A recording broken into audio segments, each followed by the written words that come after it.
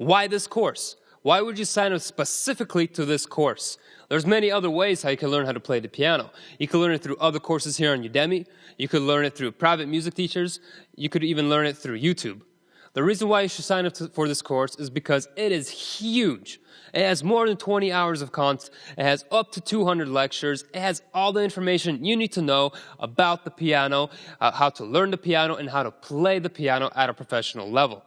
I guarantee it, if you complete this entire course, you will play the piano amazingly well. Now, I don't say this like a scam or anything, because if you look at my previous video, it's where I just play the piano.